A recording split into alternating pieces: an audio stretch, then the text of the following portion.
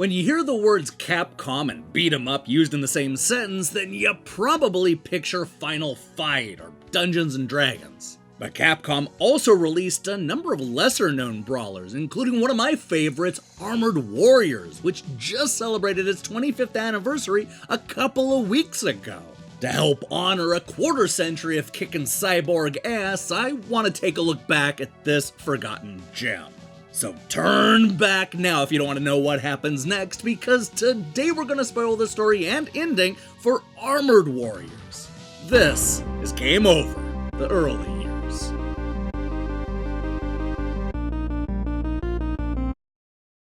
The year is 2281, and I have some good news for you. Humans are still alive. The bad news is we've spent the last half century fighting against the people of a newly discovered planet known as Raya. But don't worry, because both sides agreed to a ceasefire treaty, which put an end to the decades-long war. But watch out, because a new race of aliens have invaded Raya's capital, forcing one-time enemies to work together to push back against the mechanized intruders. Man, talk about a roller coaster ride, huh? Like a lot of Capcom brawlers, you get a choice between several different characters, each with their own mech suits. For the sake of consistency, we're going to focus on Jeff Perkins, who goes by the name Rash and pilots the AEX-10M Blodia. He's a hot-headed 22-year-old who makes up for his lack of experience with reckless enthusiasm. But don't worry, because no matter who we choose, it's not going to affect the ending, so let's just go ahead and send him to the Ryan planet to liberate the city of Coral and rescue the hostages. This goes surprisingly well. That is until we run into the cyborg dictator Azrael, who pilots the Warlock mech and expects an easy fight. Thankfully, he's easily defeated, but there's a twist. While the good guys were busy liberating part of Raya, the cyborg army has inflicted a surprise attack on New York City. This sends us back to Earth in an effort to mitigate the destruction. But I'm here to tell you that things are looking bad. Rash takes shelter inside of a building to avoid the cyborg bombings, but that's where he discovers that the destruction is actually coming from under the city. He ends up diving down underneath the water to defeat an octomech that has been specifically created to destroy large cities. Unfortunately, the cyborg attack is not limited to the East Coast, as they continue their strike all across the West Coast, which is now part of Los Angeles. This is our chance to fight through a skyscraper filled with even bigger mechs. This leads us back to an isolated forest on Raya. Now, you'd think that the bad guys would end up being the problem, but what really screws everything up is the radar's losing signal. Luckily, we get our radars back after defeating a large mechanized scorpion. All signs are pointing to a train hauling valuable weapons to the front lines. It's up to us to slow down that train and make sure that nobody else is harmed. Well, except for the cyborgs, of course.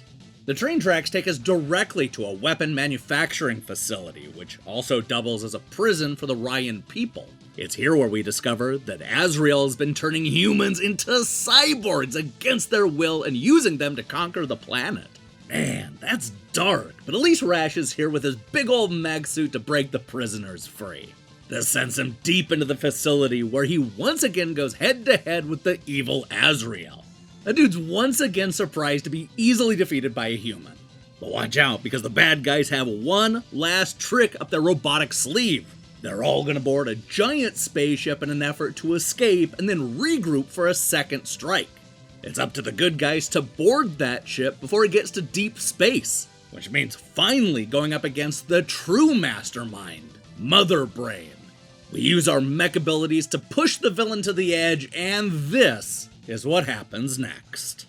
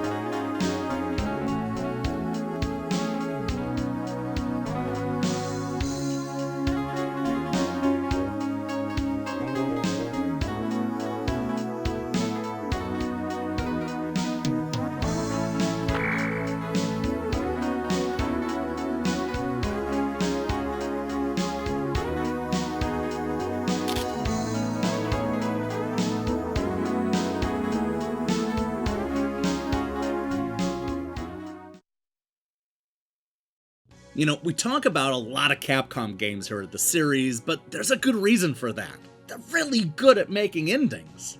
This conclusion may not be as memorable as punching a dude out the window and scoring with the mayor's daughter, but I like that there are multiple parts to it and a lot of dialogue.